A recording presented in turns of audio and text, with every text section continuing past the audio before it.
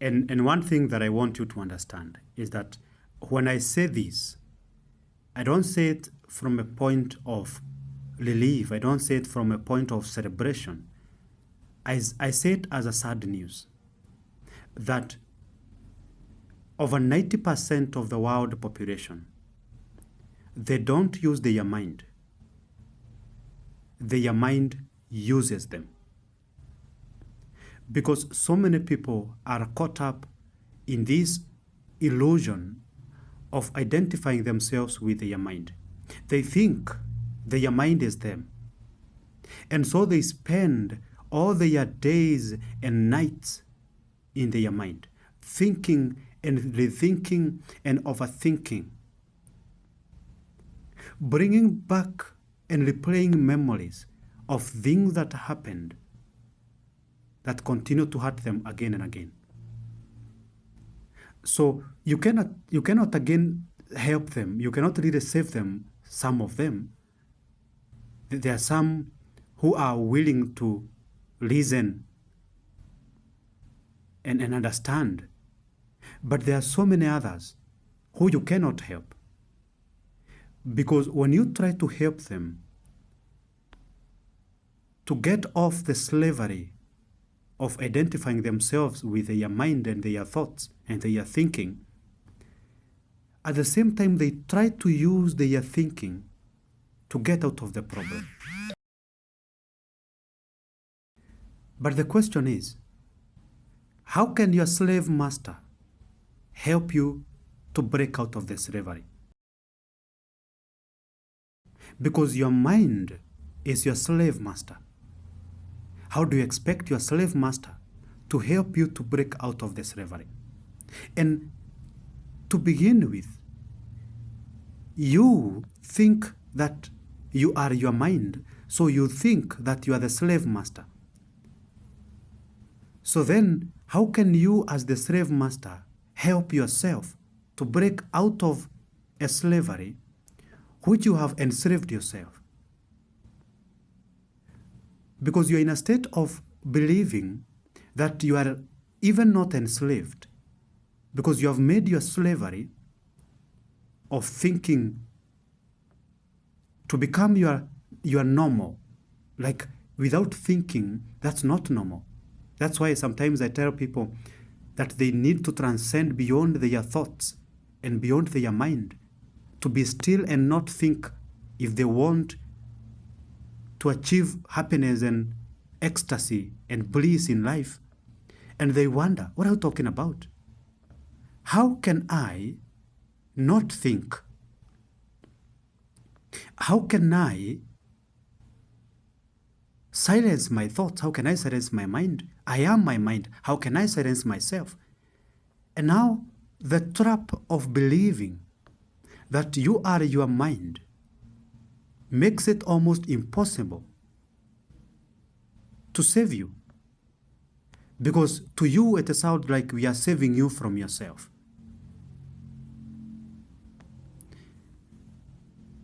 If there's any opportunity, if there's any chance of you as a human being, you have to be happy in this life, is only if you can live beyond your thoughts, live beyond your minds. The point at which you can be able to silence your thought patterns, the movement of your thoughts, you can be able to silence that, and then stay on a higher level of awareness, of consciousness. That's the only time that you have an opportunity to enjoy happiness. A place where you respond to life from an understanding of oneness of all that is, not from a separation point of view, not from an illusion of understanding that, or believing that there is me and there is you and there is them, but from a point of understanding that there is no me and you. There's just being in the core of every human form. And that being is the same being in every individual human. That is why we say human being. Because the being in every human is the same, is one. It's all connected. It's the same being in the core, but represented in different forms of human. So when your mind is using you to get through with its mission of recreating and multiplying itself, then you get used by your mind all through your life, and you suffer. You suffer.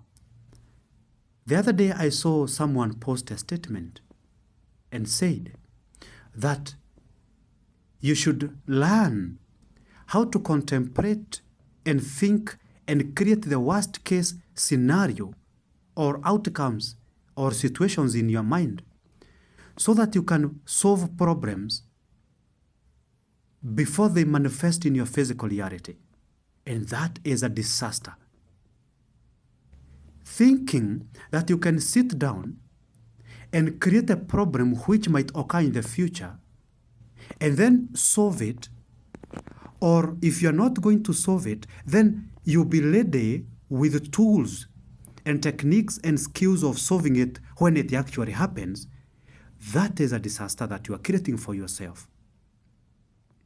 Because your mind is so powerful, it can create infinite possibilities of things that could go wrong. Your mind can come up with trillions of possible situations that could go wrong in your life. And therefore, trusting your mind to create possible unpleasant situations that could happen in your life, and then trying to come up with the solutions, your mind can be so good at that, such that you can do that and nothing else for the rest of your life. Because if you tell your mind to think about everything that could go wrong, it will start with everything that could go wrong today. And then the moment it exhausts what could go wrong today, it goes to tomorrow, and then the next day, and then 10 years, and then 100 years. And then when it feels like that's not satisfying enough, it starts going back to the past and analyzing the things that it perceives as things that went wrong, and at the same time tries to create solutions and try to change the things that have already happened, creating possibilities of how those things could have differently happened. And so as if it is not enough, your mind can recreate things that could go wrong in your life. And then once it thinks it's done with that, it starts thinking then, what could go wrong with me interacting with the 1 million people that I'm going to come across in my life? And so it starts solving those problems as well. So your mind can learn and learn and learn all the way to infinity, creating problems and solving them. Creating problems and solving them. It cannot get tired. So if you have to end the suffering in your life, then you have to operate above and beyond your thinking. You have to stop your mind from using you. Because when you use your mind as a backup to solving problems in your life, your mind can only replay programs.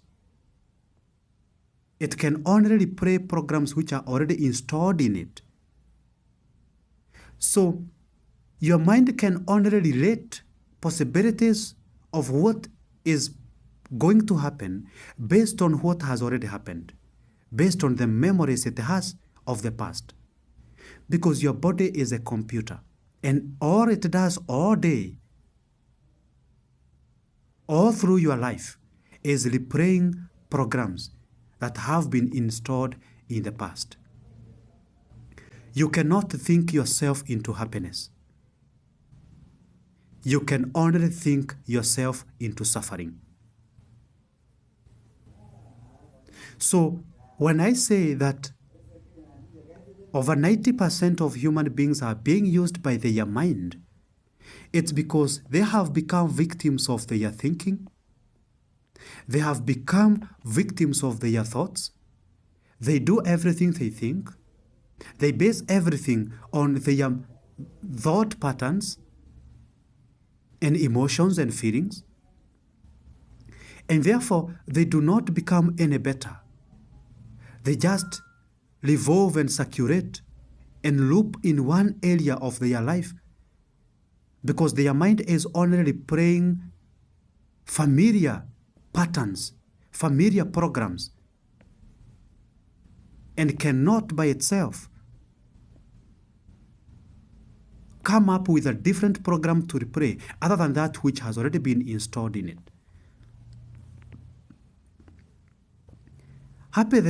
Happiness then lies above thoughts. If you trust your mind to be in charge of your life, it will drive you crazy. Because it will think and rethink, evaluate and reevaluate, create and recreate. There's no end to how much the mind can create and recreate, think and rethink.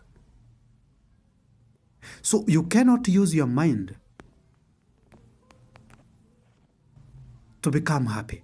You cannot depend on your mind to achieve happiness and blissfulness and enlightenment or enlightenment in this life.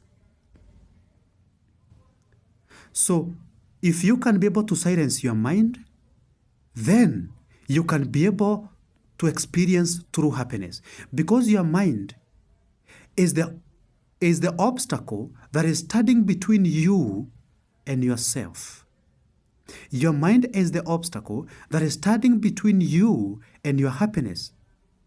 Your mind is the obstacle that is standing between you and God. It's the obstacle that is standing between you and enjoying life. Your mind is the obstacle that is standing between you and staying grounded in the present moment and enjoying what is. Because every time your mind gets to work, it tries to change what is. It tries to change and think and create possibilities that would have happened instead of staying grounded in what has happened or what is happening. So when you are able to operate above your mind, above your thought, beyond, when you are able to silence your thought and be still, just like what God says that, be still and know that I am God. Stop thinking and know that I am God. Stop analyzing me with your mind and you'll know that I'm God. The only way to know me as God is to stay quiet, to stay silent, to not think, to not use your logic, to not analyze me with your mind. That's the only way that you can know God. That's the only way that you can know yourself, when you are operating above and beyond your mind and your thoughts. So then, learn how to meditate, which means you learn how to silence your thoughts and stay in a state of not thinking, not analyzing, not logicalizing, not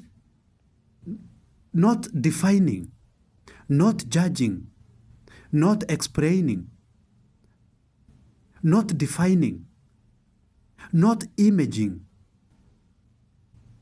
You stay in a state of not making a sense out of things. When you are not trying to make a sense out of things, you enjoy them as they are. When you are not trying to create meanings and understandings and definitions out of things, you enjoy them in their truest form of self as they are. So if you want to be happy, if you want to enjoy life, you have to transcend beyond your thoughts, beyond your mind. Don't let your mind control you. Don't let your thoughts give you direction. Don't let your thinking control your everyday experience.